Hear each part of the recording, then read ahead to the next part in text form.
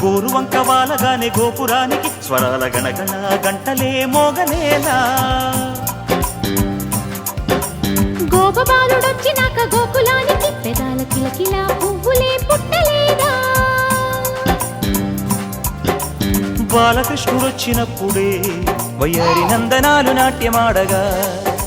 వారసుండి చూసినప్పుడే వరాల వాంఛలన్నీ పల్లవించగా నందుడింట చిందులేసి అందమై